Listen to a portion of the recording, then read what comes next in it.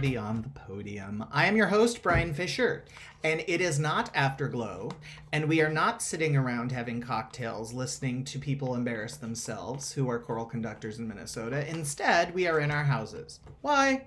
COVID. So, Paula Holmberg asked me to put together a few Zoom versions of Beyond the Podium with some of our colleagues who are retiring this year. So I hope you enjoy, and I hope that you are maintaining sanity during this crazy time. Now's about the time we're all finding out what our buildings and jobs and choirs and classrooms are going to look like. I know I'm currently going to be doing distance learning to begin the year, for which I am heartbroken, but I do feel is the smartest and safest choice. Not sure how you all feel about that. Perhaps that can be a conversation that we have. I think it's important. Anyhoozle. So, it's a different setting, but it's the same sentiment. This is dialogue time, and boy, do I miss you guys. I miss you so much.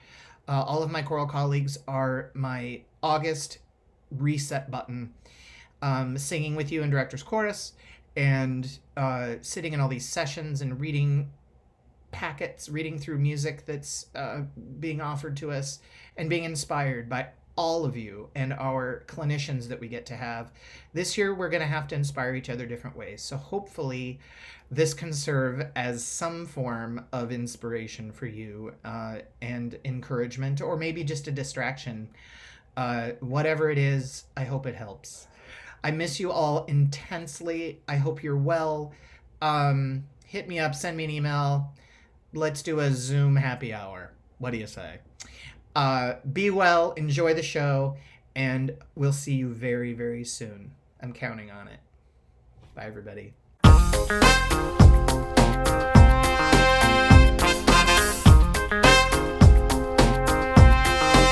Welcome to Be on the Podium. I'm Bryan Fisher, your host, and I'm here with Carol Whitney, and we are talking and finding out more about her. Carol, hello. Hello. Welcome. I'm doing all right, as well as can be in this bizarre situation. Great. Absolutely. So where did your choral career begin? So, let's go back further. Let's beginning. So where are you from? And then what was life like that led you to want to be a choral director? So in the 6th grade, when my classroom teacher, because we had classroom music with our classroom teacher because I'm very old, but had me demonstrate singing a scale because I could do it. And this, of course, terrified me, but I did it. And then I moved during 6th grade, and the new teacher, of course, having no idea whether or not I could sing, put me in the front row where they put all the people who couldn't sing. So I was very offended. So when it was time for the solo in Swing Low, Sweet Chariot, my hand shot up, and then I got to sit in the back. Nice. So that was probably my inspiration there to get started. You know, I think for a lot of us, we find some sort of success or acknowledgement when we were younger. That was for me anyway. I could sing, my family sang and stuff, but there wasn't a lot of formal training in my family. We just did a lot of sort of folk singing. But I find that a lot of us who are now choral directors had a positive experience like that when we were young, where we had some kind of affirmation or something that made us feel like this is an area we could do well in. So then where did you grow up? What town or city did you grow up in? Well, I was in Minneapolis until the 6th grade, and then I moved to St. Anthony Village, a very tiny suburb. Yes. So where did you go to school in Minneapolis? I went to Calhoun Elementary, which is where Calhoun Square is. And, told you. And then we moved northeast, and I went to I went to Pillsbury Elementary School and then Northeast Middle School for a year. Lovely. You know, I teach in Minneapolis. I teach at Southwest. And I have a desk that is from the 40s, back when the city of Minneapolis used to have a wood shop that built all the desks and chairs and tables and everything, right? And it's a beautiful old oak desk. And there's a pullout, to write on a writing surface. And on the pullout is, from 1973, I think, a phone list of all the schools in Minneapolis. That's awesome. In really good condition. And many of those schools don't exist anymore, obviously. Right. But anyway, it's such a relic that I cherish. Oh, that's great. Yeah. I love that. So, what did you decide right away when you went to college that you wanted to be a choral director, or how did that work? See, I didn't go to college. I'm a beauty school dropout. Love it. I know, right? And you even have your own song. Oh, this is not what I wanted. Yeah. Because I was thinking, I had done all this theater and hair and makeup, and then I went to beauty school, and at that point, it was all shampoo sets. Mm-hmm. So women came in and got their hair done for the week. Yep. The one day, and it was like, not what I was thinking. So I dropped out of school and did some soul searching and went back to see my high school choral director, who unfortunately said to me, "But you can't play the piano." So then I thought I couldn't go to school until I learned to play the piano. So I went to school in my middle 30s. I love that. So I started teaching at 40.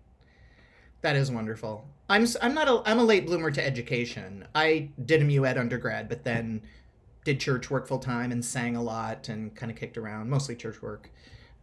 Anyway, wow, what a fun journey. So then, what were your jobs? Where all did you teach in your career? So I taught for a little while as a long call sub at Tuttle Elementary, where they had not had a music teacher for several years. Mm.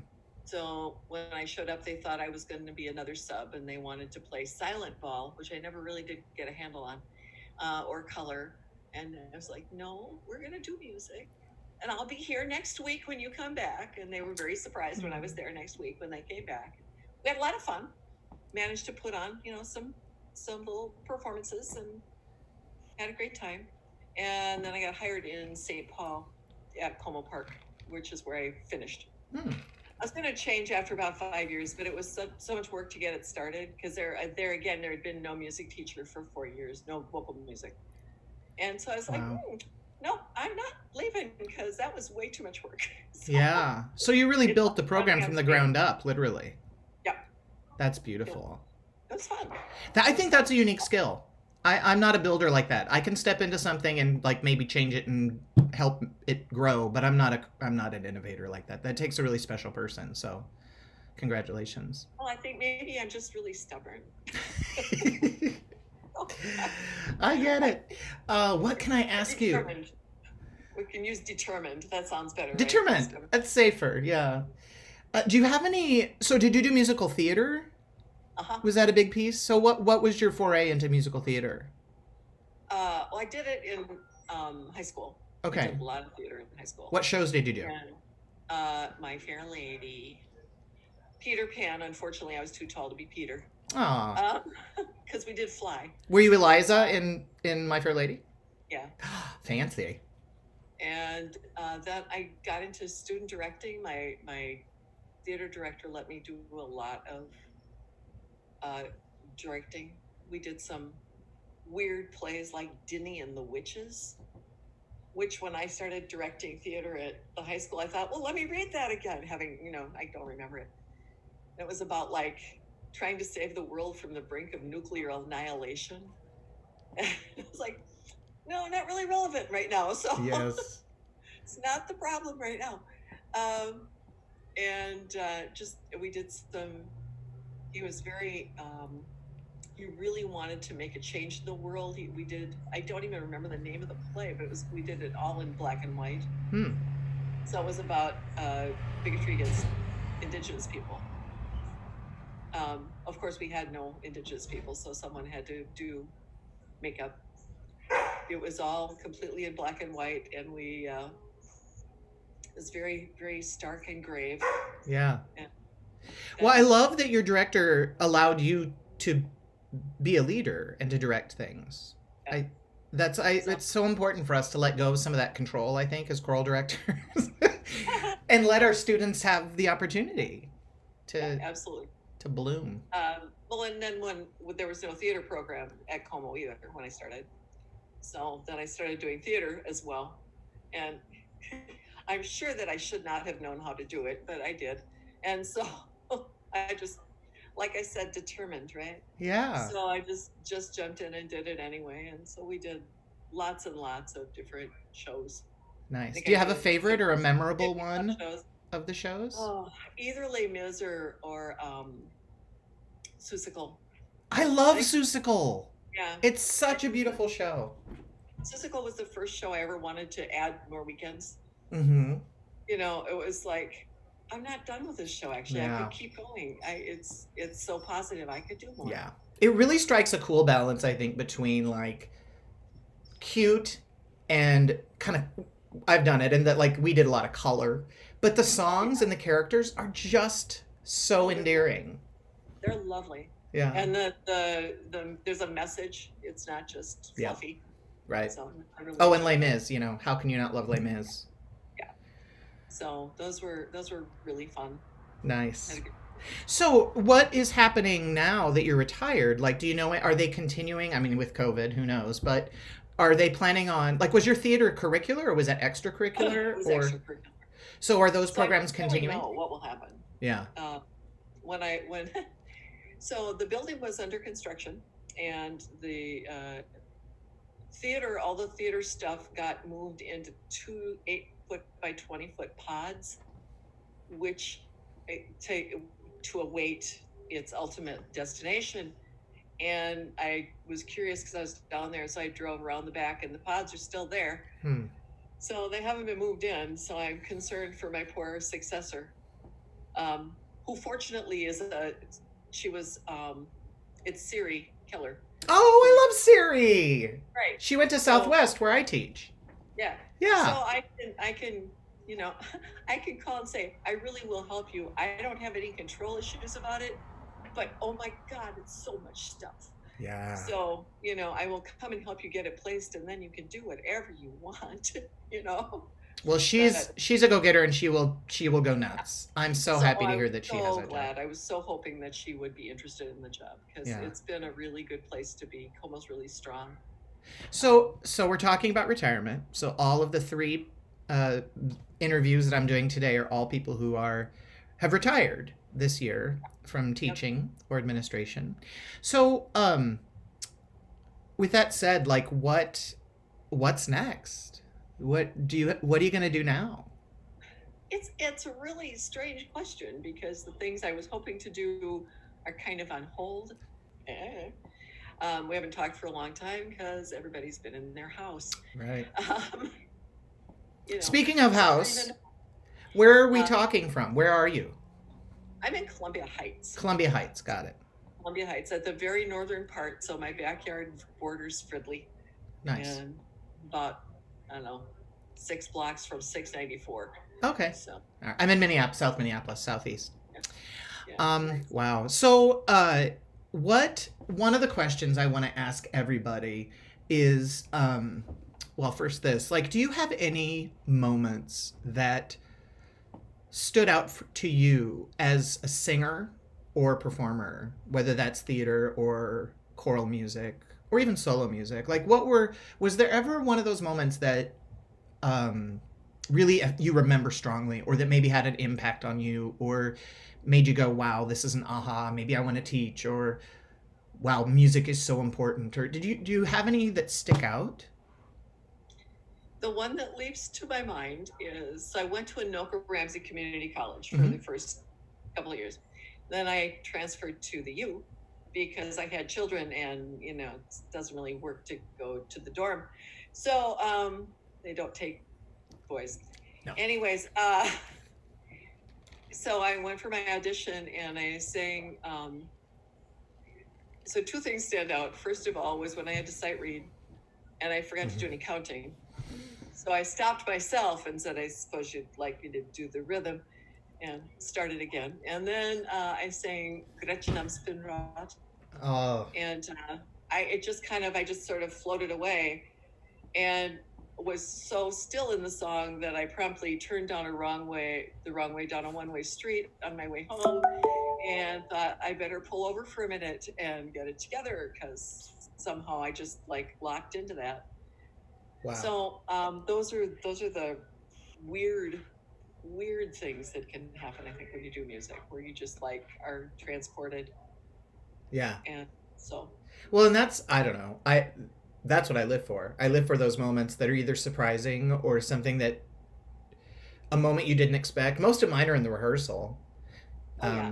Some are performances too. Yeah. But I mean, I'm talking with my students currently. Yeah. Let's see. Ooh, this is a good question. What kind of advice or words of wisdom or warnings would you offer with your experience and building a program and having all this success with all of your students and choirs and theater? What kind of advice or words would you offer someone who's a beginning teacher or a mid-career teacher? I would say that almost nothing that kids say should be taken personally by the teacher. That it almost all of it, unless you have actually instigated something, that almost everything that they say that's rude or foolish or mean is coming out of their experiences, not their experience with you, but their experience outside your room. And so don't take things personally, because it almost never is. Once in a while, some kid will go for the jugular, but even then, it's usually out of them. So that's really insightful. I think that's probably the biggest thing. Did you have experiences with that early on teaching where you did take it personally and then realized you shouldn't? Starting teaching at 40, not so much. I had teenage sons at home. So what can some students say that my children have not said? Right. Right. So, no, not much. I did have a child once leave the room because I didn't remove kids very often. But this one, I was like, no, you got to go. So he turned around as he was in the door and he said, I don't like you very much. So that one, it's like, I know. Yeah, I think that objectivity is so core. And it's really hard when you're 23, 24. Right. So insightful. This is fun. I'm so glad we're doing this. All right, so to close out. Oh, yes. In the tradition of Inside the Actor Studio with James Lipton, we're going to end with 10 questions loosely based on Marcel Proust's character questions. So remember, we're all adults here, so answer honestly and don't hold back and don't overthink it. Okay, here we go. What is your favorite word?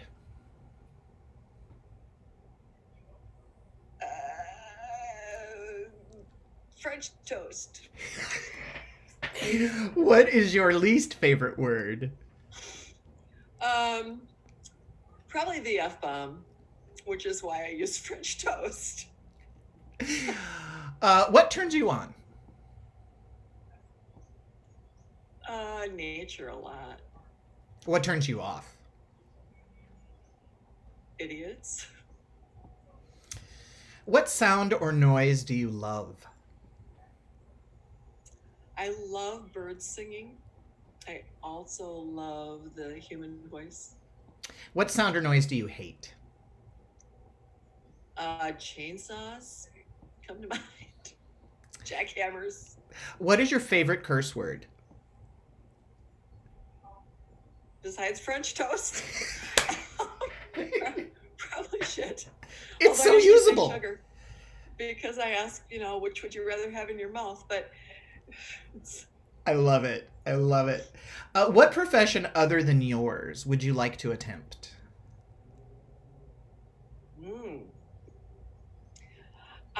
Well, I can't now, but I would love to have been a dancer. What profession other than yours would you not like to attempt? Food service. Finally, if heaven exists, what would you like to hear God say when you arrive at the pearly gates? Yo, Carol, what's up? Yes, that's awesome. Ladies and gentlemen, this has been Carol Whitney in another episode of Beyond the Podium. Thank you so much for taking the time to watch, and we'll see you next time. Bye. Bye, Carol. Thanks, Bryan.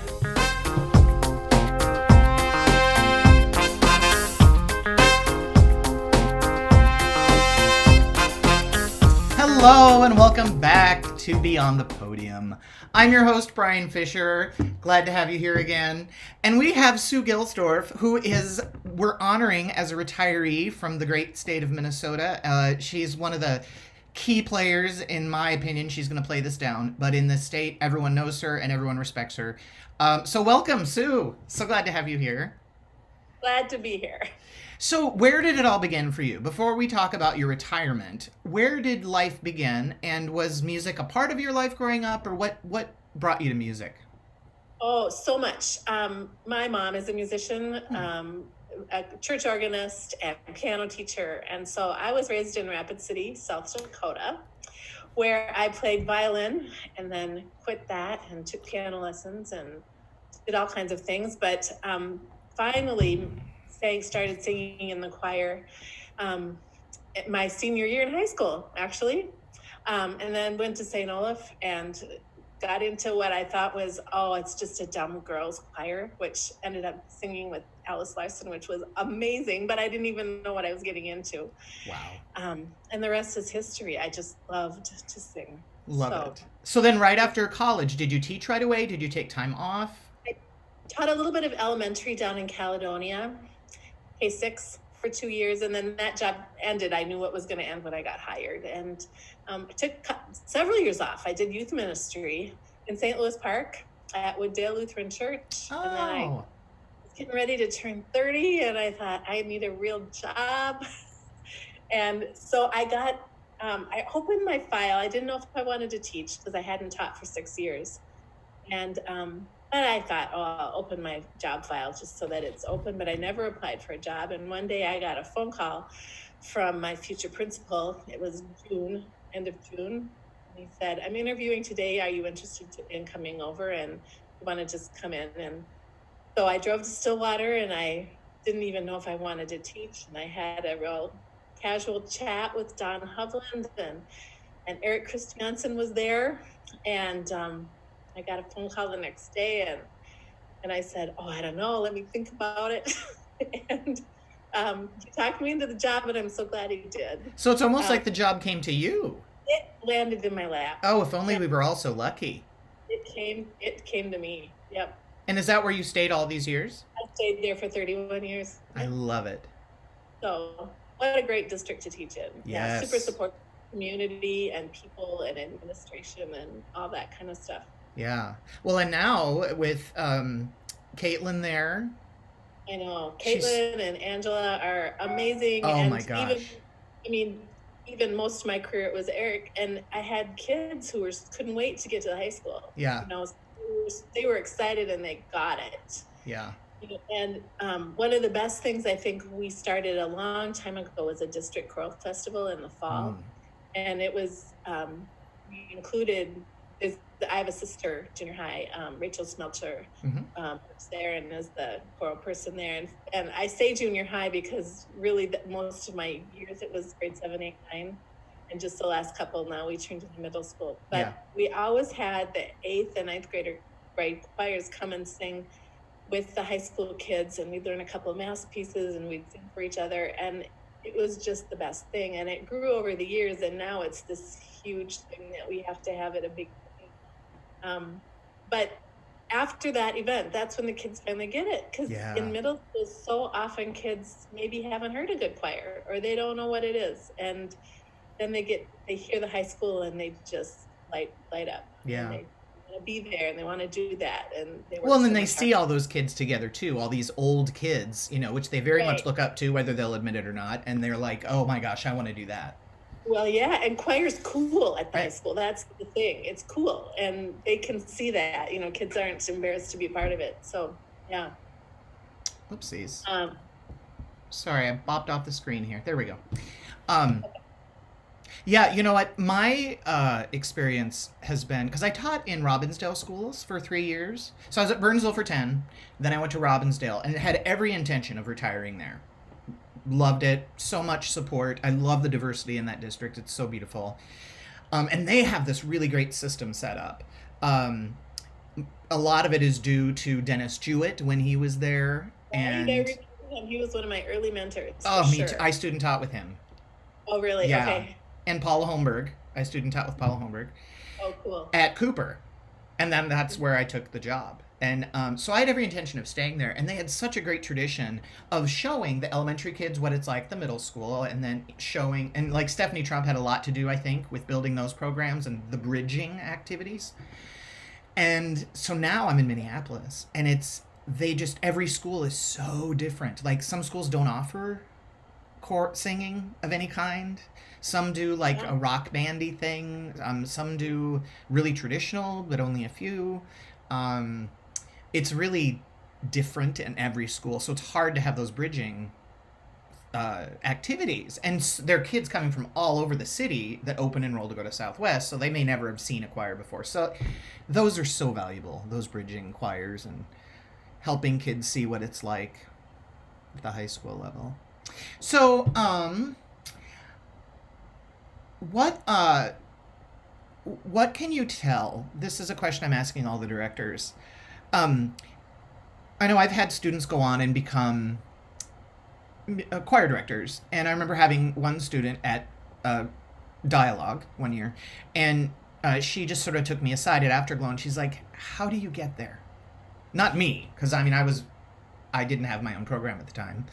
But she's like, how do these directors get there? They have these huge choirs, and the programs are so established, and it's just so overwhelming to look at. So I think a lot of younger conductors see the end result of like 30 years of working, and then all of a sudden you have this established program with traditions and processes. And so what can you offer to those younger conductors who see the big picture that, you know, career conductors have, for encouragement? What's your words of advice? Boy, I don't know. I think enjoy the kids is the best thing you can do, and see what they can do and believe in them. And I never thought about building a program. I just thought about, let's do what we can do now, this year, with these kids. And then you just realize after time that things have grown, and that there are more kids singing, and there's more people know about what you're doing. And it happens. When I think about the last, you know, my whole career in Stillwater, things got added gradually. Yeah. They didn't just all come at once. It's not like you turn the world around all at once. So somebody has an idea and you go, okay, we'll try that. Right. And yeah. I know, for me, the problem I had in Burnsville, I was at two schools. We were a junior high school. We were 7-9 buildings, 3 of them, and then one huge high school. And I started in 2 buildings and, you know, was driving every day between the two. I did that for 9 years, and just kind of got used to it. And then I kept adding all these things. So I'm not sure how it is at the junior high so much, but any advice about overcommitting? I know that once I set some of those little things into motion, I couldn't stop them. You know, I did a before school honor choir at the junior high, and all these kids started coming, and they were having a blast. And then I did one at the high school for the band kids who wanted to sing. And so, like, you start all these little traditions that in the end help your program and just provide opportunities for kids. But and then there were 2 musicals a year. I did a review show every year. It's my own fault. I did it to myself. Any advice about, or words of insight about overcommitting? I just didn't. I guess that's one reason I was grateful. You know, obviously trade-offs to teaching at the middle level, junior high level, but some of the trade-offs are that you don't have to do a musical, and you don't have to do as many performances and things like that. So, yeah, we did a lot of traveling with the 9th graders. I was able to focus and give 9th graders an experience that they wouldn't have at a high school. And so it's not like I feel like I didn't work hard or do my job or anything like that. We did traveling with the 9th grade every year, and as long as I had 9th graders.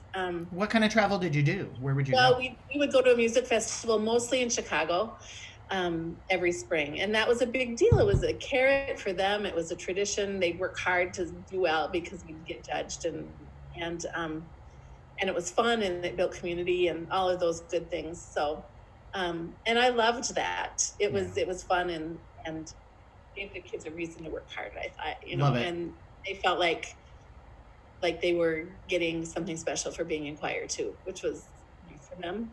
Nice.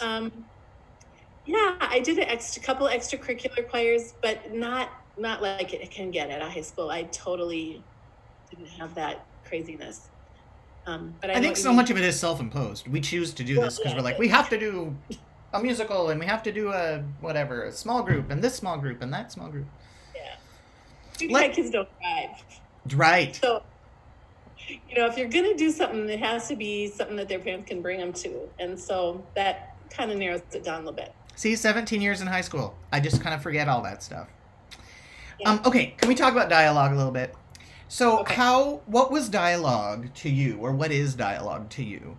Have you gone many times? And I know the answers to some of these, but not our listeners may not. Do you, is it a tradition of yours? Is it something you just went to a few times? What is dialogue to you? I probably went to dialogue more often than not. I wasn't always there, but I was nervous at first when I first started teaching. I was scared to go because I didn't know anyone. And it was like I didn't have even a buddy to go with, because junior high teachers don't have that same built-in like high school league stuff so that they know. Yep. The high school teachers seem to know each other better because of contests and things like that. And junior high teachers don't have that same community if you don't go out and find it. And so I went by myself the first couple of times and I was super nervous thinking. And I always met lovely people who were absolutely fun to be with, and it was great. Yeah, dialogue was always felt like a week of summer camp because my favorite things were listening to the all-state choirs and seeing them get worked with. That was, kind of one of the non-official activities, but that's what I love to do the most. And just, coffee and lunch. And I think every year when I would go sit in on those rehearsals of the all-state choirs, whether I had kids in or not, I would always have a tearful moment because it was just this realization that look at what Minnesota is doing. Listen to the level of artistry in these kids. And some of them don't even really get it. They're just like, oh yeah, it's fun to sing. And, objectively to listen to what they're producing, it's so beautiful. But I also think if I have a teary moment, because I know what you're talking about, it's seeing the light bulb go on and these kids going, oh my gosh, I love to sing. Yeah. And just feeling like this beautiful tradition is getting passed down to the next generation. So these kids who are going, oh, I get it. Yeah. Being in a group like this with kids who can sing like this, with conductors who can bring this out of us. And it was amazing. I think with one exception, I had one unique student. Every student that I've sent to All-State camp that has, earned their spot rightfully at All-State has come back changed, has come back with a tremendous leadership and a modeling in the classroom. And I'm so sad about that for this year. I had kids get in and they're like, so what does it mean, Fisher? Are we going anywhere? And I'm like, well, not at this point, but you made it. And I know they're talking about different things like doing some days before in February, before MMEA or whatever. We'll see what happens. But such a cool experience. And the other thing for me about dialogue, because I know you said you got there and you were nervous because you didn't know anybody. Same for me. Like, I was kind of a late bloomer. I didn't teach in a school. I did church work for about 11 years and did a lot of singing and did grad school. And so I wasn't as connected. I was singing in Dale Warland at the time. So I knew those people, and a few of them, like Marie Dimmitt and Shelley Klein and others are, that are full-time teachers. I knew them. But I walked in and I was like, this is what it feels like for kids. That scary thing of joining something, this is that, where do I sit? I need to look busy, or like I'm not sad and lonely. It was just probably what kids go through every class at the beginning of the year and every activity or the musical or whatever it is that they join. It was a real reminder to me that we all need to belong, and now it's to the place where there are people I do not see or talk to at all year round. Well, like you, I mean, I would see you and I'm like, hey, Sue, how are you? And it's this weird pickup. It's like we all have a very different experience, but we all have this common thread of choral music, and usually being the only person in our building that does it. Yeah. So there's a strange understanding between each of us. This is so much fun. Okay, so I'm going to end the way we end all of the Beyond the Podiums. So lastly, in the tradition of Inside the Actor's Studio with James Lipton, we're going to end with 10 questions loosely based on Marcel Proust's character questions. So remember, we're all adults here. Answer honestly. Don't overthink it. Just say the first thing that pops into your head. Okay. Okay. Are you ready? I'm ready. All right. What? Are you nervous? What is your favorite word? Word. Don't overthink it. Just say it. Cracker. I always thought the word cracker sounded so funny. It's a great word. I'm a fan of saltines. Zesta is the best brand. What is your least favorite word? The F word. I hate that word.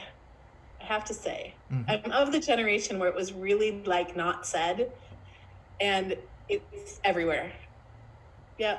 What turns you on? Oh, I do a lot of walking.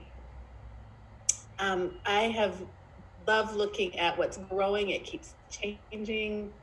I'm noticing all my neighbors' plants and landscaping and how it's blooming, and I just love seeing it all. Nature, I suppose. And what turns you off?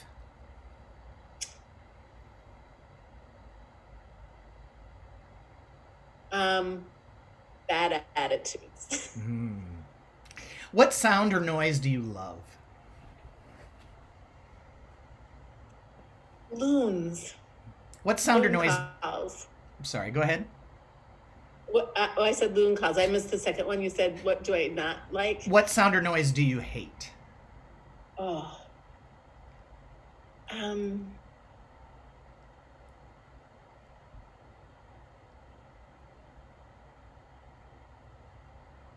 I really don't like loud burps. Are quiet burps okay? Yeah, just fine. Okay. Yeah. Just That was clarify. going to come out of my 17-year-old. Oh, okay. What is your favorite curse word? Oh. I don't use them very often, but probably just damn, I suppose. The what? It's a curse word, damn. It's a good Yeah. expressor. What profession other than yours would you like to attempt? Oh, here's what I want to do. I want to work for Delta and fly all over. In fact, that's kind of my hope for once this COVID thing is over, to work a part-time Delta job. I love that. Did you know that people have jobs where they escort kids that are flying unaccompanied, so unaccompanied minors, so just within the airport. Yeah. And I can handle 1 or 2 kids at a time. That's going to be fabulous. I love kids. That's a perfect fit for you. Isn't that great? And then you get travel privileges. Right. What job other than yours would you not want to try? Oh, not a fan of cleaning. And finally, if heaven exists, what would you like to hear God say as you arrive at the pearly gates? Welcome to the choir. Yes, that's perfect. Ladies and gentlemen, this has been Sue Gilsdorf on Beyond the Podium. Thank you so much, Sue. Thank you. It's been really fun. It has. Have a good one. Congratulations on your retirement. Bye-bye. Bye.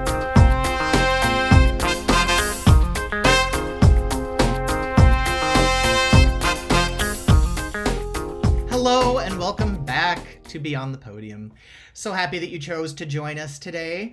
And I'm here with Linda Berger, who is just retiring, and we are focusing on people in our ACDA Minnesota family who are retiring this year. So welcome, Linda. Hey, it's great to be here, Bryan. It's so nice to chat with you. I don't know if we've ever even had a conversation before. This is I great. don't think so, but I hear a lot about your great work. So Oh, thanks boy. for having me today. So catch us up to speed. From where are you retiring, and what did you do there? Well, I was in the Edina Public Schools for about 24 years, and I almost made an equal number at St. Olaf College, which is where I'm really retiring from as of August 31st. So it was from public school for a long time to just sharing with these older students and watching them become wonderful choral directors and teachers, which has been amazing. Lovely. Wonderful. Well, so let's go back to the early days. Where did your world begin? Are you from Minnesota, or where did your life start, and what was it like growing up? Yeah, I actually am from the Twin Cities. I went to Mounds View High School, and I was lucky enough to student teach with A.B. Bud Engen in White Bear, who was kind of a legend.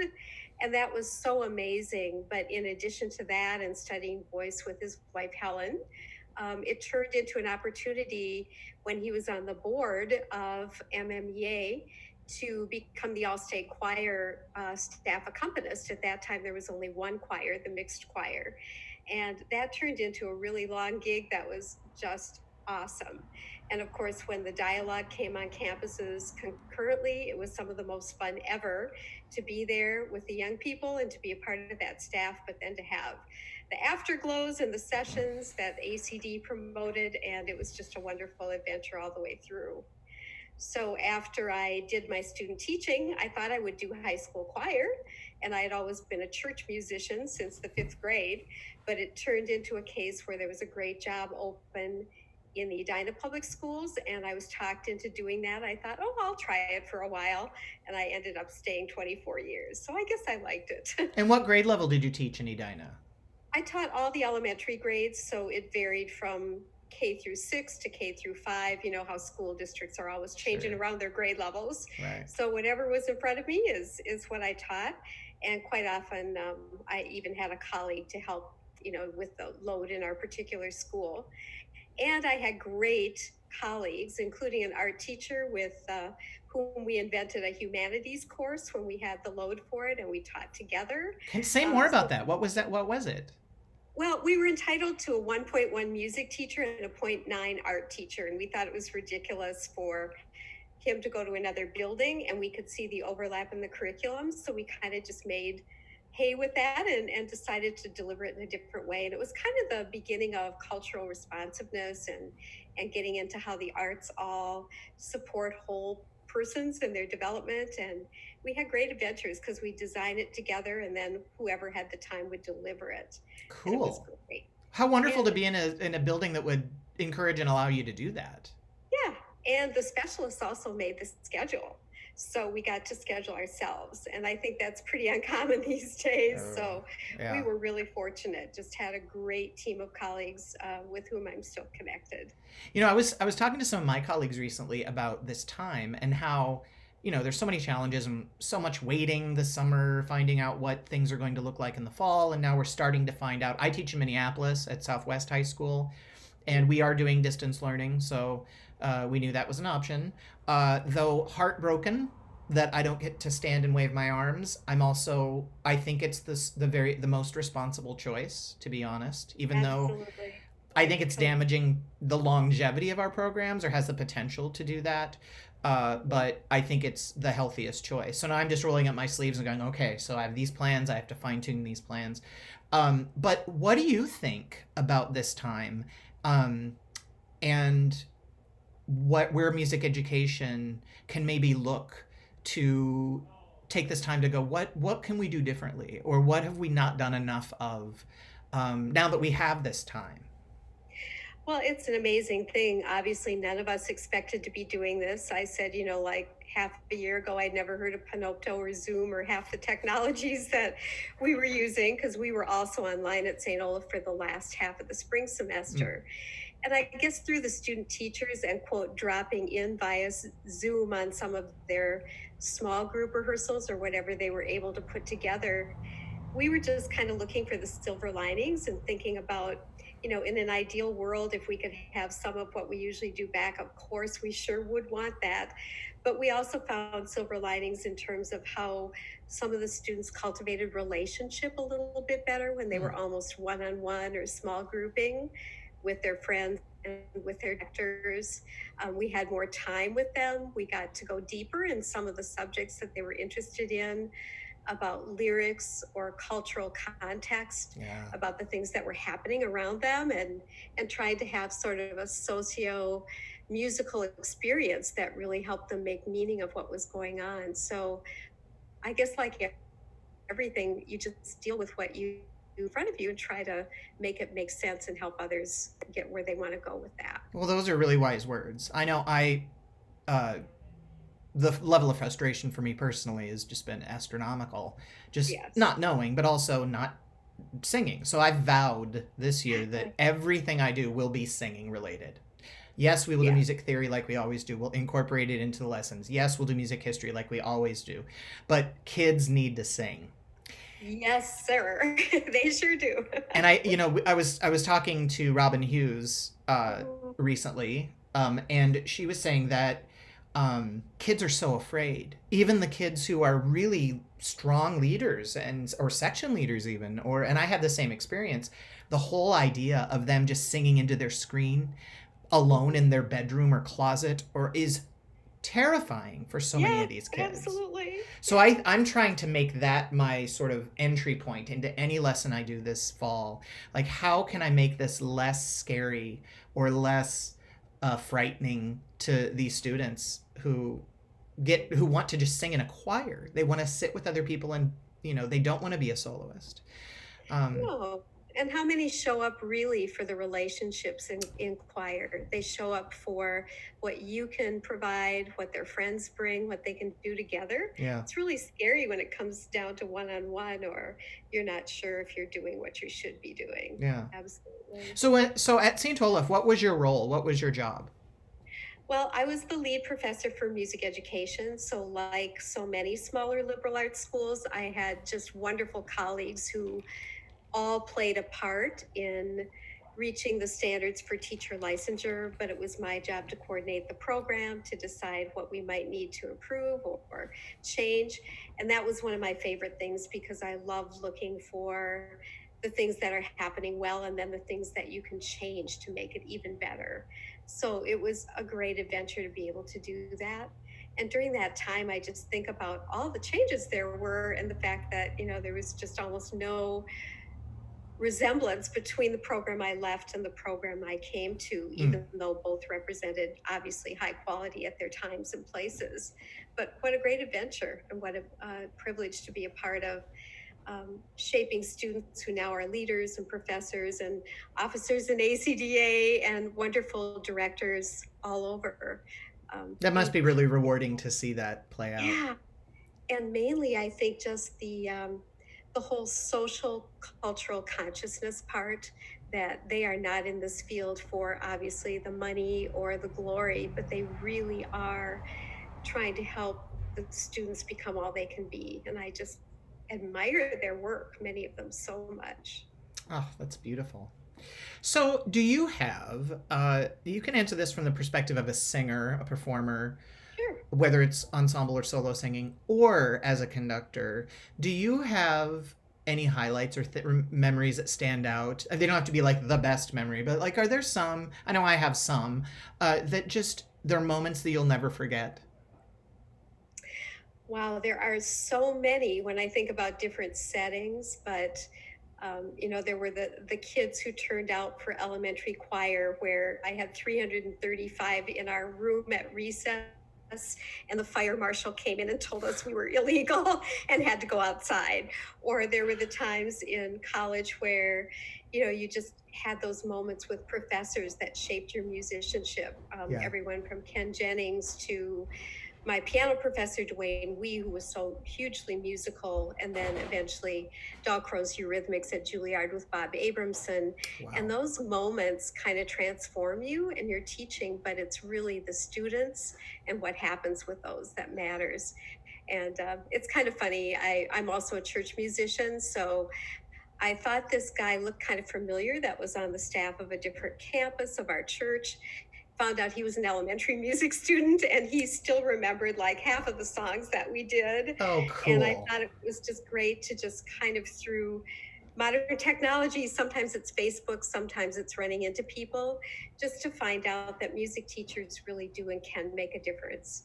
And whether you're conducting a piece or just talking with people, you can be a part of that journey. Yeah. I had a student from my second year teaching, I think, who now is married and has kids, or a kid, another one on the way, I believe, who... I didn't think you looked old enough for that, Brian. Brian. Oh, thank you. But he sent me this message last week, and he just said, hey, I know you're going through a terrible emotional and career-related time right now. I want to share this with you. And he had made a playlist of musical theater songs. And he didn't major in music. He went to Eau Claire, and Pat Jones, hi Pat, if you're watching. Yeah. He amazing kid, just on so many levels, and now an amazing man.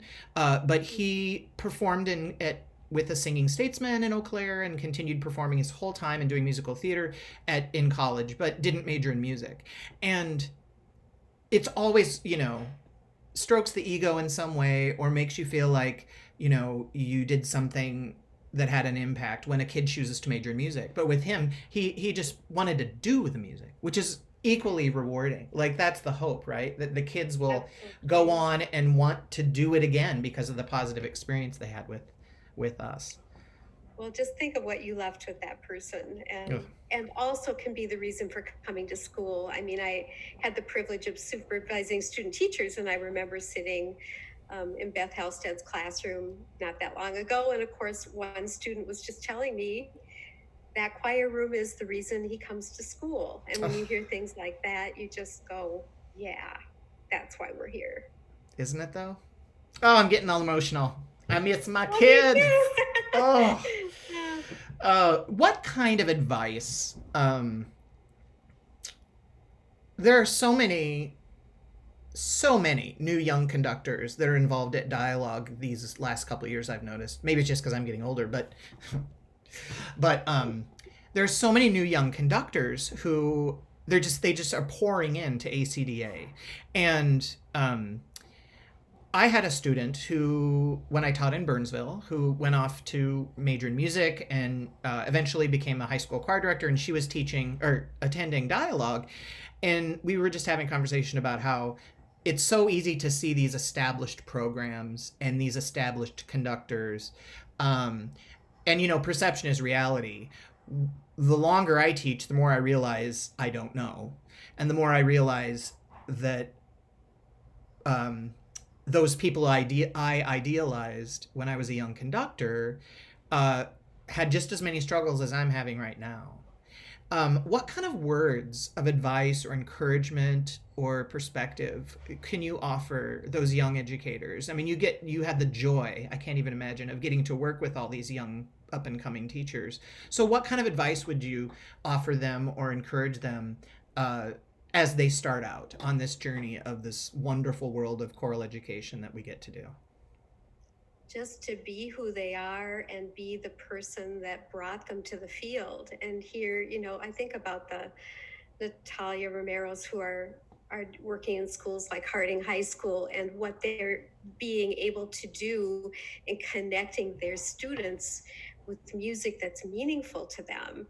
This cookie cutter thing is dead. And, in places with deep tradition like our campus, I don't think you have to sell that down the drain to expand the horizons and really make cultural responsiveness and meeting student needs be your priority. So I think that's what our students are already about. And some of us had to learn how that looks and how to be on board in supporting that and coaching them, because they know what they need to do. It's just a matter of some resources, some support, talking things through, and they do just amazing work. So as someone who's working with emerging educators, music educators, I know I consider myself mid-career, and I'm having a lot of sort of aha moments or whoa, I've never thought of that before moments when it comes to programming and when it comes to what choral tone should be. Because we have these college models like St. Olaf, like Luther, like Concordia, like so many of these amazing programs. Wartburg has really got an amazing program happening right now. Lee Nelson, brilliant. But, I'm going, there are other ways to do this. And I'm intrigued to pick your brain a little bit as someone teaching in one of the premier music educator institutions at being St. Olaf. Doesn't get much better than that. What, and that's not a paid advertisement. I didn't go there. Yeah. What is it our responsibility to do now, especially considering Black Lives Matter, considering all the upheaval and unrest and acknowledgement of, legitimately under-addressed populations and ethnicities in our culture? They come into our classroom and we throw this, not everybody, but it's easy to throw these classics at them. And I love those classics. I live for those classics. But there's more. So how can we as educators see that differently? And I know I talked to a friend about this early summer who's like, well, I don't want to lose it. I don't want to lose the choral tradition. And I'm like, you said it a minute ago, which has prompted this question, but I don't think we have to worry about that. I think that choral tradition is there and will be strong. But how do we address those issues without, because it's scary. For me, it's scary.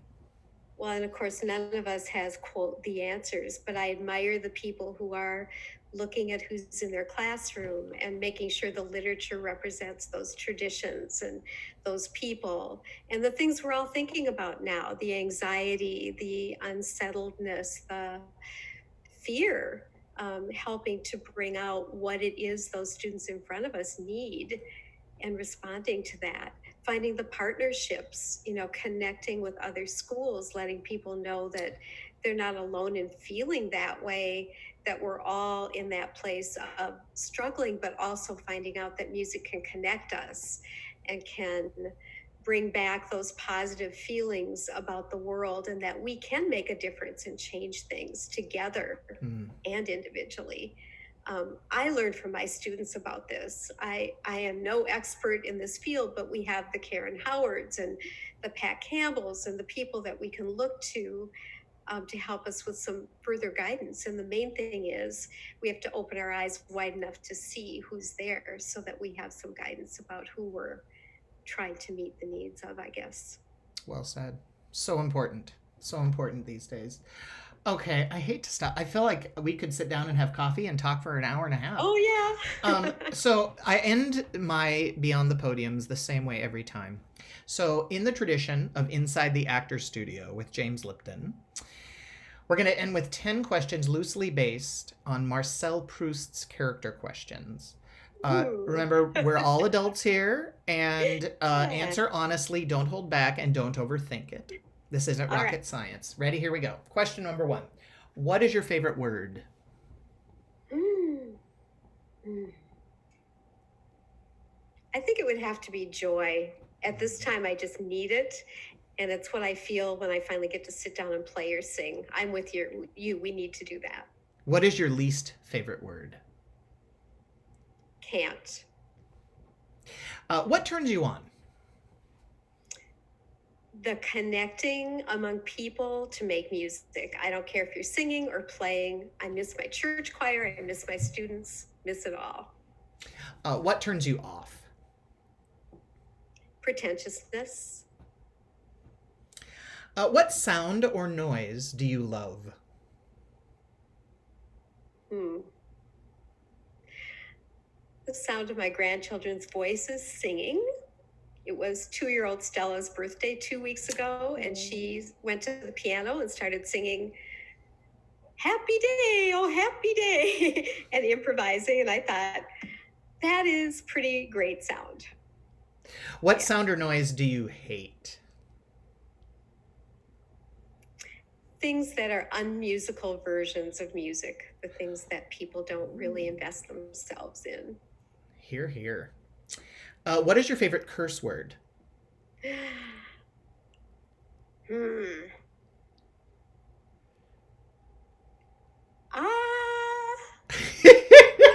have one. I don't think I have one because I usually do them in my head and there's just a gesture involved. So it's a gesture. I love it. That's a totally appropriate answer. What profession? Nice. What profession other than yours would you like to try? I guess I've thought about something in the area of social work or working, for housing causes. I have friends who are invested in that, and I believe in that so strongly. What profession other than yours would you not like to try? I did tax returns once when my kids were little, and I'm not ever doing that again. Thank you very much. Right there with you. And finally, if heaven exists, what would you like to hear God say when you arrive at the pearly gates? Let's sing. Oh, ladies and gentlemen, this has been Linda Berger on Beyond the Podium. Thank you so much for chatting with me and talking. So fun. Thank you, Brian. You're welcome. See you next time. Bye, everybody.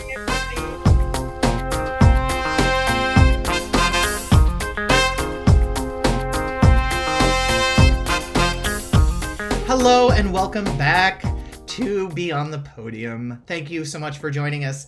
And we have with us Miss Robin Hughes, ladies and gentlemen. Hello, everybody. Great to be here. You look great, Robin. Retirement is treating you well. Yeah, it really is. It's been a great summer so far. Impressive. So, catch us up to speed. So, from where did you retire, and what did you do where you retired? I just retired from Mankato East. I taught 16 years at Mankato East High School, and I just loved being there. And before that, I was at St. Peter High School for 18 years, as well as MSU for 7 years, kind of in the middle of that, doing both things. So Wonderful. that's what I've been doing. And Wonderful. It's just really something to retire during a pandemic. Right? But, yeah, like Crazy. everybody that is, you know. Which is why we're doing this. Our whole point, this is Paula Holmberg's idea, is that we really wanted to give you at least some of what you deserve, a fraction of what you deserve, to just recognize your hard work all these years. And I mean, you're such a pioneer, and you've been a model for me, and for so many of us in, you know, creating and maintaining and growing a choral program in Minnesota. And so we just want to pick your brain a little bit and find out more about you. So where did it all begin? Where are you from? Are you from Minnesota? No, I'm not from Minnesota. I'm from Clifton, New Jersey. I used to talk a lot differently than I talk right now. Like, we could do this whole interview like the way I used to talk. I love it. Now I talk and walk and drink water instead of water. But anyway, Water. So I grew up in Clifton, which is about 12 miles west of New York City. And I came to Gustavus. My pastor in New Jersey recommended that I go to Gustavus, and I came out in the middle of the winter, my senior year of high school, and it was 17 below zero, and I never had experienced that ever.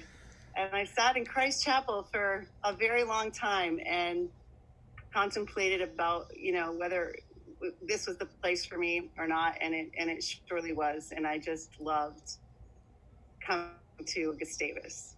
So that's kind of where it began. And was music a big part of your home growing up, or were you just the one musical kid, or?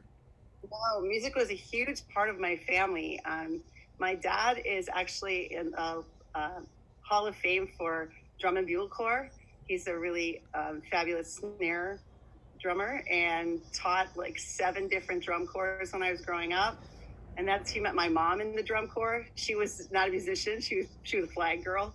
But music was just so important, and they were always taking us to see the New York Philharmonic and Broadway shows and concerts, and you know, it was just always a part of our household, and lots of music being played in the house. And my sisters both played clarinet. One of my sisters is an all-state clarinet player, so it was a big deal in our house. I love it. And so I have a few friends who grew up like near New York, you know, within a few hours. What was that like? Were you able to go in and see shows?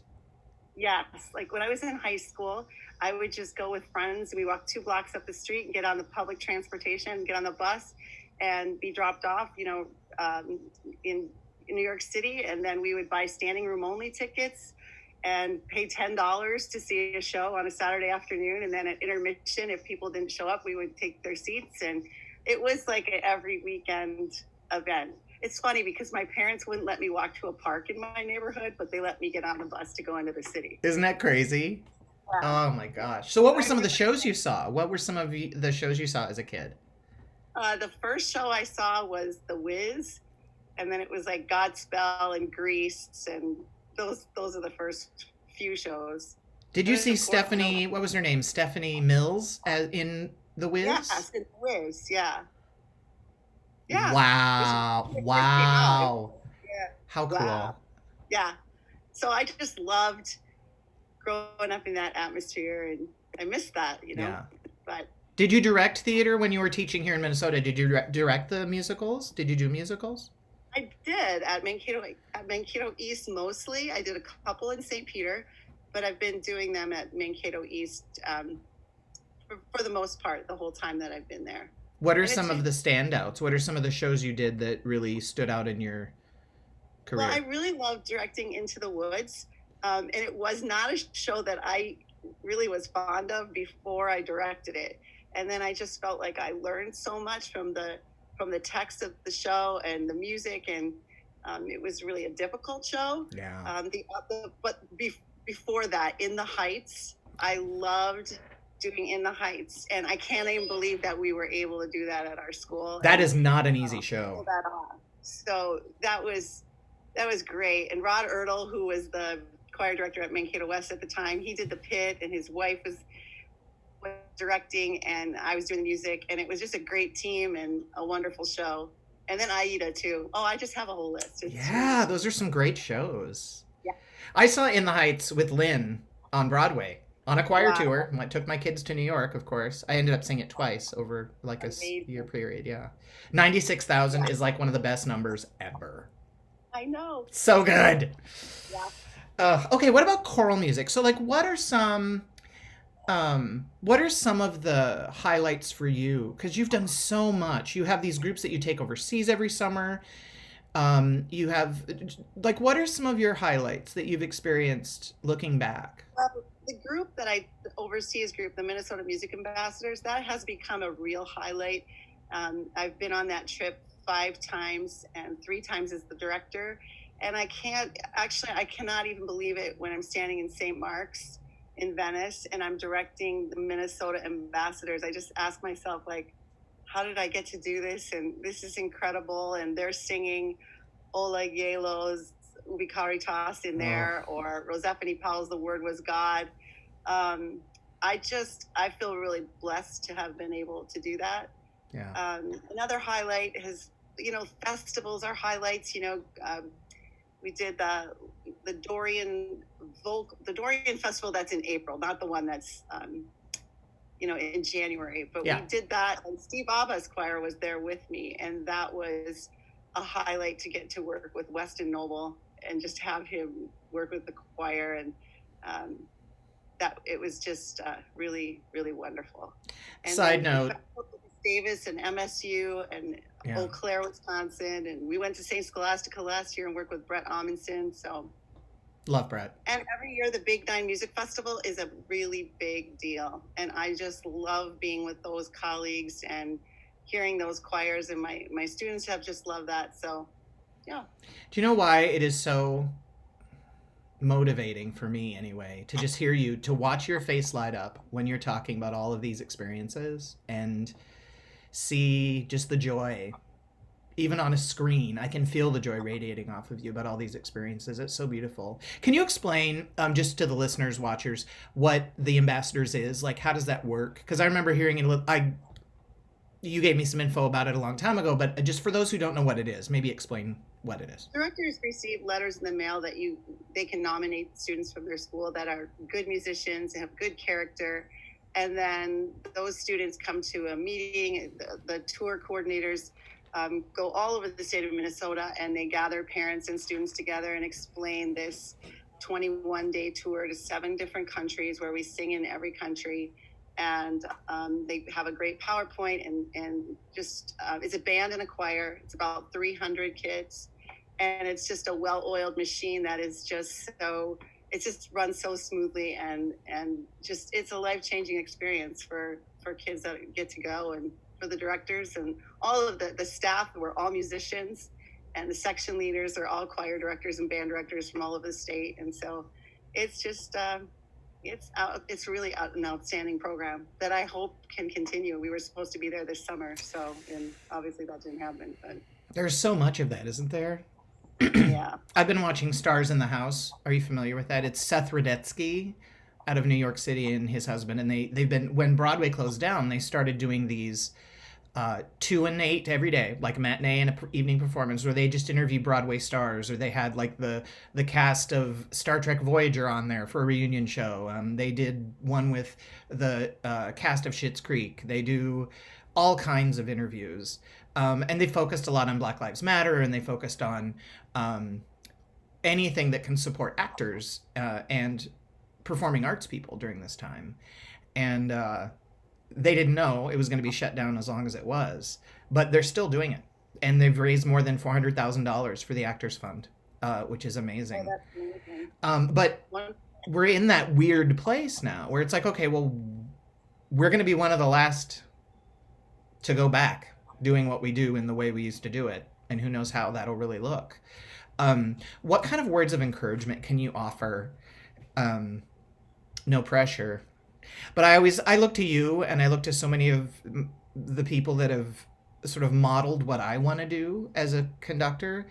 Like, what words of encouragement can you offer those of us who are mid-career or those who are just starting out during this COVID time? Like, we're all just seeking, I think, encouragement or hope. Yeah, I felt like when I was doing it at the end of the year, I just tried to, keep the faith, stay the course, listen to everything that was coming across on Facebook or social media or ACDA. And sometimes, I just listened to Matt this morning talk on ACDA post about how overwhelming that can be and how so much information is coming at you. But thank goodness that there are people that are doing this and are so focused on creating new things, new projects. I am so excited for things like that new rehearsal score or choir creator, things that are not really available yet, but that are looking like it's going to maybe be a little bit easier than it was for us when we were doing this in March. So I'm even looking forward to seeing programs like that. I'm going to be directing part of the Mankato Children's Choir, and I still have a church choir. So I'm still in it with you and exploring all of those new ways of doing things. And we all would prefer to be back with our community of singers. I mean, in the worst way, all of us. But I'm just thankful for those people who are really great at technology and are teaching us. And I don't know, I just think some new and exciting ideas will come out. I also think it was super important for me to provide my students with alternative assignments for those kids that were really afraid to do individual singing assessments. And I had many different, and I would share them with anybody that wants to use them. But I had kids that would get more freaked out over singing an 8-bar phrase or part of a song. They would get more freaked out about that than taking a chemistry AP exam. Right. And so I really was so focused on not making it the same for everyone and really understanding the individual needs of the students. I had a similar experience. These students who sign up for choir are often interested in choir because it's not solo singing and it's not as scary, Yeah. and surprisingly, so many of them that are my leaders were just super nervous to record by themselves. That was the hardest part for me in the spring. It was crazy. So I'm so glad to hear that you're still conducting now after you retire in various capacities, which means hopefully you'll still come to dialogue. I hope. Because without you at dialogue, it's no longer the same. You have to keep coming. I will be at dialogue. There was one time where I didn't go to dialogue. It was after the Europe trip, and I was so sad, and it was at Concordia, that I just got in my car and I drove up because I couldn't stand not being with all of you. I remember that. Memory. Yeah, somebody was texting you or communicating, and finally you just showed up, and I'm like, well, thank goodness Robin's here. Okay, now we can have fun. So there's going to be so this is sort of part of, reaching out to our ACDA Minnesota family of choral directors and just giving them some little fraction of a snippet of what we're all missing this week with missing dialogue. I know for me personally, I section led All-State one year and I was there on site. This was at St. John's, and I was there on site and everything. So I sort of felt the vibe of dialogue, but I wasn't part of it because I was section leading, and we all take, years and do that, various of us. But at the end of that week, I missed that refueling, and I missed having those connections and the afterglows and the, silly behavior and all this stuff that we do. It was such a vacancy that year. And now it's even more so because none of us are there. So we'll be back. Everybody watching, we'll be back. We will be back. It's just going to take some time. I can't wait to be back with everybody at dialogue. Yeah, I was trying to explain to somebody what this community is to me, and why it's so encouraging, which I can't always even really pinpoint, but what does the ACDA of Minnesota choral community mean to you? Like, who are those people in your life? I just go back to the first year in Bemidji that like 30 years ago, and I felt just immediately welcomed, and you know, oh, I just, and I've stayed connected with yes, the same people and a great group of friends, but it's always a wider circle every year, and then you maintain those friendships and you look forward to coming the next year. I've just met some of my closest friends at Dialogue, and my life would not be the same without it. And it's really hard to explain to other people what we do have. I just, like I say, oh, we go to kind of camp for choir directors. I mean, I don't know how to, because other people like in the business world can't relate to this and in what we have. And it's really hard to explain to people that are not in it, the bond that we have with each other and the level of trust and vulnerability and all of that. So I'm so thankful. Well, it's been said before, but it really is, for those watching, it really is a place of belonging and home and support and encouragement and, modeling, and there's so many levels to it. And for those watching who are thinking about maybe starting to get more involved in ACDA or wanting to maybe attend a few more conferences or dialogue, just come. You will be welcomed with open arms. And after that session that ends at 5:00 or whatever every day, you just look around and you make eye contact with people you don't know, and you get in cars with strangers and you go eat somewhere and you find the most amazing souls. And that's really how I knew you. That's how we met. I don't know, it was through Paula Holmberg or who it was. You're going out to dinner, I think. Yeah, right? I think so. Yeah. Yeah. Oh, so let me ask a few more questions here. As a singer, what are some of the memories that stand out to you as a performer? That's a really interesting question for me personally, because I absolutely love to conduct. I love to sing in a choir. Like I loved being in the Gustavus choir or in the MSU choir when I was doing my master's degree. I am not a soloist. And right now I am at church every Sunday. I'm singing in the praise band. But it's not really, I love to sing, but I love to sing with others. I'm like that kid in choir who probably doesn't want to record. I tried this virtual thing and I did it this summer, but I must have recorded myself about 60 times and was so stressed out about it that I love standing in the front and making music with people as a conductor. But highlights for me as far as a performer, I'm good in the ensemble. That's wonderful. And this is important for us to remember. This is an offering we give to students in our communities, our church choirs, our community choirs, that no one else can offer. A place where they can come, be part of art, be part of a community, and not have to stand up on the stage with a solo microphone and sing, which is horrifying for some people. Right. And that is gone right now. That venue that we have is gone. And I mean, obviously, all of us can just barely wait until we can return to it. But it's such a gift that we've all received and that we now, as directors, are providing for our singers in schools and churches and community choirs and college choirs and everywhere.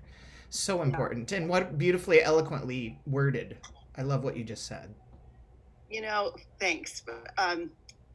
It was really something this summer that, after I retired and everything was all said and done, that a bunch of kids showed up in my backyard unannounced, and they came in with a music stand and put it in front of me and said, "Would you like to direct us today?" And it was the first time that I had directed anybody since March 13th.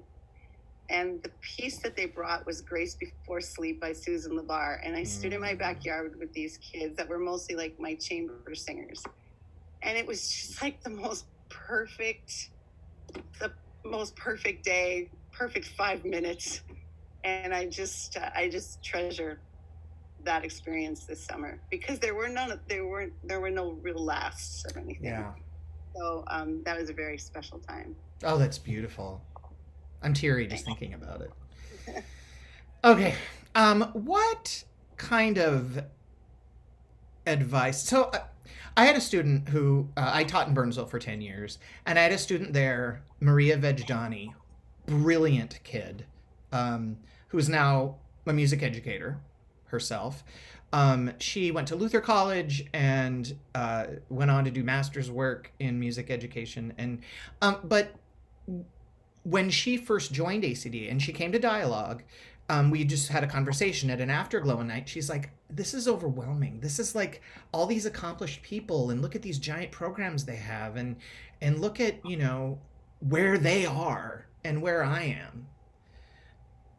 And it started this whole conversation that a bunch of us had that night of how important it is for those of you who have these amazing careers and had these strong programs for decades and brought your choirs to sing and blew everyone away at conferences and festivals and things. What words can you send to them? Like early career teachers, mid-career teachers who are still in the trenches and trying to figure everything out and see these accomplished programs with these amazing performances at festivals and all of this stuff. What kind of words can you offer them as encouragement? Because we only see the finished product. When we're sitting in that audience, we only see the finished product. And I think it's a little overwhelming to some younger conductors that go, how can I get there? You know, I feel like I can relate to that. You know, being from outstate Minnesota, I was always looking at the Metro and the bigger programs in the Metro and kind of feeling that same way. But I felt like as soon as ACDA or MMEA would ask me to do something when I was younger, I just said yes. And like to anything, like riser duty or announcing, hosting or presiding. And I felt like I needed to make that effort if someone asked me or if people could just volunteer. And I know there's opportunities to do that. But that's the way I felt like I really connected with everyone. And that feeling of I can never get there or I could never be like that. Those feelings just disappeared because we were all just people working together, all for the greater good of the choral community. And I felt it's just as soon as I said yes to something, that was my way in, I guess. I don't know if in is the right word, but just a feeling of belonging. And I kind of stopped thinking about who had the bigger and better program. I just loved learning from people and sharing ideas. And I guess I think I can say. That's beautiful. I remember being an undergrad and being at Orchestra Hall for some fall conference of something. I don't know if it was MMEA or ACDA.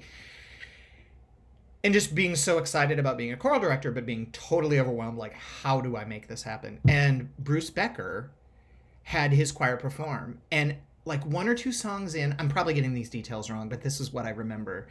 1 or 2 songs in, he just walked off the stage and a student conductor came up and conducted an entire piece. So here is this platform that we all like professionally want to strive to participate in or whatever. And he walks off the stage and allows a student to be the leader. And I just remember, I have goosebumps right now thinking about it, but I just remember thinking, that's kind of what this is about. It isn't about us. Right. It's about what can we build or give it up, give it to somebody else to conduct it and not, it just, that's so gracious. I mean, yeah. What a model. Yeah. Oh, I could talk to you for hours. I can talk to you too, Bryan. Okay, so we are going to end how I end these Beyond the Podiums every dialogue. In the tradition of the Inside the Actor's Studio with James Lipton, we're going to end with 10 questions loosely based on Marcel Proust's character questions. So remember, we're all adults here, so answer honestly and don't hold back and don't overthink it, Robin. Okay, I have a grandson here right now. But but okay. Maybe edit for those purposes then. Okay. All right. What is your favorite word? Love. What is your least favorite word? Mucus.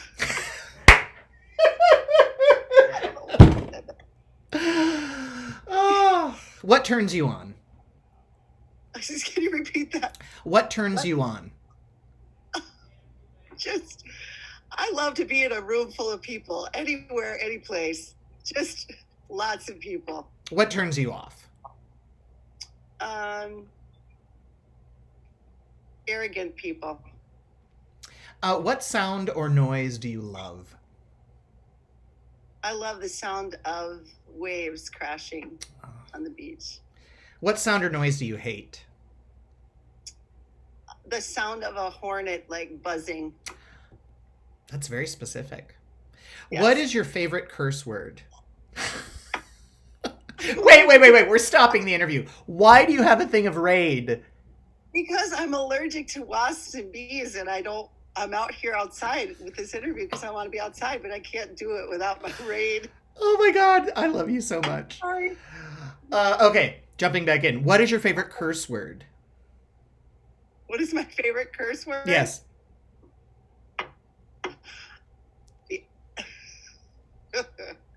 All right. I can let the F word fly once in a while. Very good. Very good. That's a great way to put it. What profession other than yours would you like to try? I would like to be the Gustavus Choir tour director. That's specific. That is. What profession other than yours would you not like to try? I would not like to be a storm chaser or a pest control operator. And finally, And I would not like to be that thing that Diane Haney said a couple of years ago that I won't repeat. now I don't know if we have video of that, but for those who were there, it was epic. What's happening with my hair? It was epic, and no, if you were there, you will never forget it. If you weren't there, call Diane Haney and ask her what it was, because unbelievable. Sorry, Diane.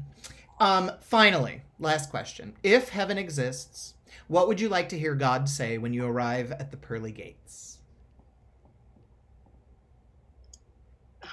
Wow.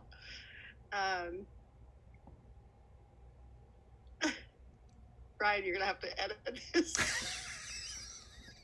I have a little person that just came here. Let's see. So if heaven exists, what would you like to hear God say when you arrive at the pearly gates? I would like to have God say that I did a really great job as a mom, wife, a grandma, teacher, friend, and that welcome in. Ladies and gentlemen, this has been Robin Hughes on Beyond the Podium. Thank you so much, Robin, for doing this, and congratulations on retiring. Thank you so much, Brian. All right, Great see you to next see you. time. Bye, everybody. Bye, Robin.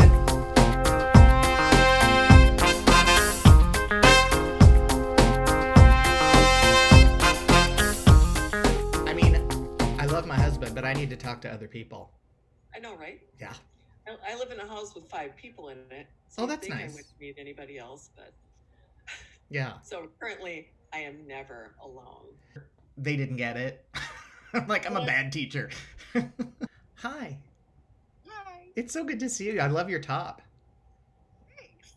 I dressed up for it, you know? You're such a fashion plate.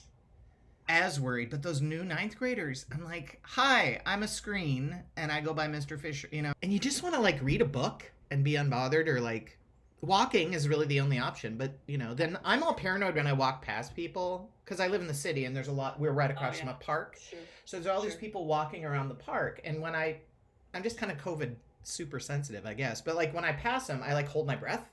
So do I. Do you do the same thing? That's where the interview will begin. Should I take my glasses off? What happens if I like get stuck on a question? I can edit it. Such a weird Yeah. world. Well, in the virtual choir, I had the biggest breakdown. Oh, sing with breast support. Tell me when. Better when I'm getting glare. I'd already been to New York once when the bedbug thing was really bad. Mm-hmm. And there was a mattress laying in the street, and he literally crossed the street to walk around it. And click. And scene. Good. Bye. And scene. Okay.